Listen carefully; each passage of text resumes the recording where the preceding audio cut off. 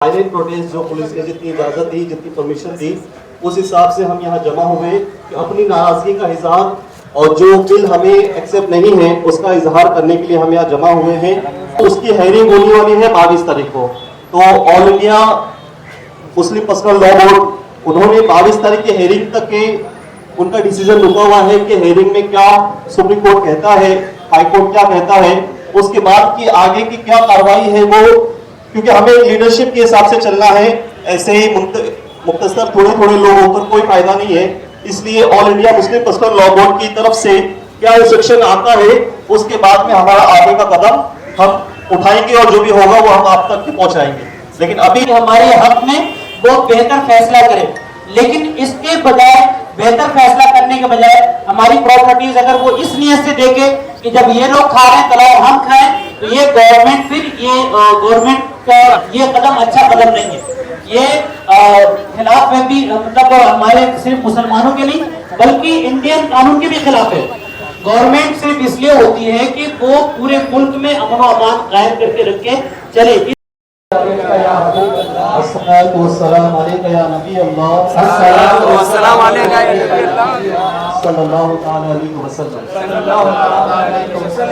जैसे कि आप सब ने ये ऐलान सुना और ये एहतजाज के लिए कि हमें वक्त अमेंडमेंट बिल के खिलाफ में प्रोटेस्ट करना था।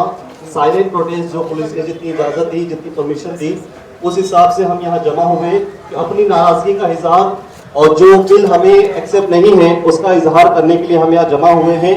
और वो भी एकदम साइलेंट प्रोटेस्ट, जितनी पुलिस ने हमें परमिशन दी है, जितनी पुलिस की तरफ से हमें इंस्ट्रक्शन है उसी हिसाब से हमने यहाँ जमा होकर प्रोटेस्ट किया है।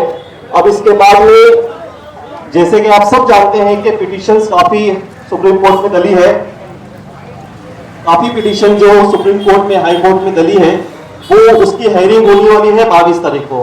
तो all India Muslim personal law board उन्होंने 22 तारीख की हेयरिंग तक के उनका डिसीजन रुका हुआ है कि हेयरिंग में क्या सुप्रीम कोर्ट कहता है, हाई कोर्ट क्या कहता है, उसके बाद की आगे की क्या कार्रवाई है वो, क्योंकि हमें लीडरशिप के हिसाब से चलना है। ऐसे ही मुख्तसर थोड़े थोड़े लोग होकर कोई फायदा नहीं है।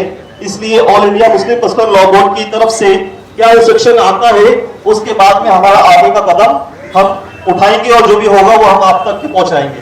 लेकिन अभी जो ये है, ये नमाज जुमा के बाद में साइलेंट प्रोटेस्ट, हम सबका एहतजाज जो हमें पुलिस डिपार्टमेंट को कहना था वो हमने कह दिया, और इसी पे हम, और साथ ही साथ हमें इतनी इजाजत, इतनी परमिशन देने के लिए पुलिस डिपार्टमेंट जो निमनगर की डिपार्टमेंट है उनका हम तहे दिल से शुक्रिया अदा करते हैं कि उन्होंने हमें यहाँ अपना एहतजाज, जो हमारा राइट्स है, जो संविधान ने हमें राइट्स दिया है कि हमें अपनी बात कहने का हक है, तो इतनी हमें बात अपनी कहने का हक हमें हमारे निमनगर पुलिस डिपार्टमेंट ने भी सपोर्ट किया कि आप अपनी बात कह सकते हैं, लेकिन संविधान के कायदे में, दायरे में और साइलेंट प्रोटेस्ट करके। मैं बनाना चाहता है हिंदुस्तान के मुसलमान इस बिल की मुखातबत करते हैं और इस बिल का विरोध करते हैं। We reject Waqf bill 2024। लेकिन हम ये चाहते हैं जिस तरीके से किसानों का बिल रिजेक्ट किया गया था उसी तरीके से हमारे देश के पीएम वो हमारा बिल रिजेक्ट करें। हमारा यही इतना ही काम है, जब तक वो रिजेक्ट नहीं होगा इस तरीके से हम लोग प्रोटेस्ट करते रहेंगे। अस्सलाम वालेकुम रहमतुल्लाहि व बरकातहू। तमाम लोगों से आप लोग जाएंगे, अभी औलमा मस्जिद की नमाज हो जाएगी, बस वो दुआ करके फिर इख्तिताम कर देंगे, ताकि दुआ का भी हमें फायदा हासिल हो। बस दुआ पे ये एहतजाज खत्म करेंगे। मुंबई के अंदर हमारे जो बड़े हैं, जिन लोगों ने सुप्रीम कोर्ट में भी पिटीशन दाखिल की है, उनके मुताबिक सुमैया ग्राउंड में होने वाला है आने वाले वक्त में बड़े पैमाने पे। लेकिन जितने भी लोग जाएंगे मोर्चे के अंदर, और जो भी चीज़ है, इत्मीनान से जाइए, इत्मीनान से आइए, और अपना हक बोलने का और अपना पूरा अधिकार है हर चीज़ के खिलाफ में बोलने का। संविधान ने, बाबा साहब अम्बेडकर ने हमें संविधान के दायरे में बोलने का हक दिया हुआ है। आप जहाँ भी एहतजाज में रहेंगे आप आराम से जाए, कोई हुल्लड़बाजी ना करें और कुछ ना करें। खुदा हाफिज़। अभी जिस तरह से आप लोग आए उसी तरह से शांति बनाए के यहाँ से जाना है आप लोग को। अभी दुआ होगी, दुआ के बाद प्रोटेस्ट यहाँ पे खत्म हो जाएगा। अब सुप्रीम कोर्ट में हियरिंग चल रही है, जैसा भी जो भी इंस्ट्रक्शन होगा वो आप लोगों को ग्रुप में डाल दिया जाएगा। उस हिसाब से विमल नगर से परमिशन लेके अपन करेंगे जो भी करना है इंशाल्लाह। दुआ होगी, दुआ के बाद हम ये खत्म करेंगे।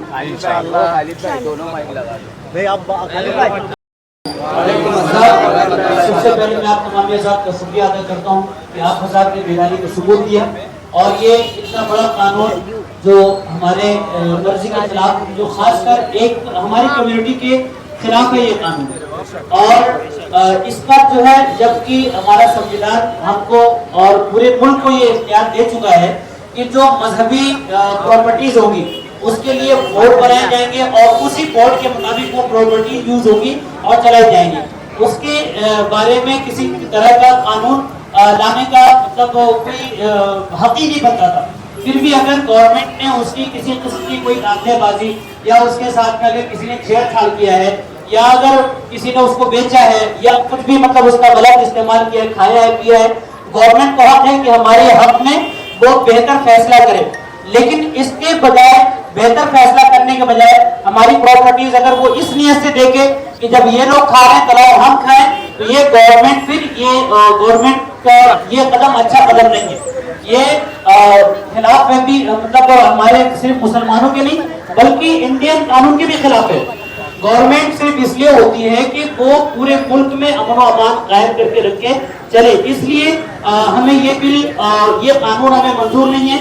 और उसका जो भी उसका कानूनी हल निकलेगा, जो कानूनी तरीके से अगर उसको हम बदलाव कर सकेंगे तो हम गवर्नमेंट से अपने दायरे में रह करके, कानून के दायरे में रह करके हम सिर्फ गवर्नमेंट से अपील करेंगे कि उस कानून पर दोबारा नजरसानी की जाए, उस पर गौर किया जाए और फिर उसमें जो तब्दीली की गई है, जो हमारे मर्जी के मुताबिक या हमारे मजहब से टकराव जिसमें हो रहा है या हमारे हक का हनन जिसमें हो रहा है, उसको वापस दिया जाए, उसमें चेंजिंग की जाए।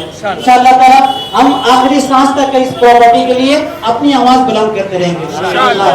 हमारे बड़ों ने कहा कि जिस तरह हम अपनी प्रॉपर्टी के लिए 10-10 साल, 12-12 साल, पूरी जिंदगी हम लड़ते रहते हैं कोर्ट में, कचहरी में, इंशाअल्लाह ताला गवर्नमेंट से भी, अगर गवर्नमेंट इसको एक्सेप्ट नहीं करती है, हम कोर्ट के जरिए, संविधान के जरिए हम गवर्नमेंट से भी सारी जिंदगी इंशाअल्लाह ताला इसके लिए अपनी आवाज उठाते रहेंगे।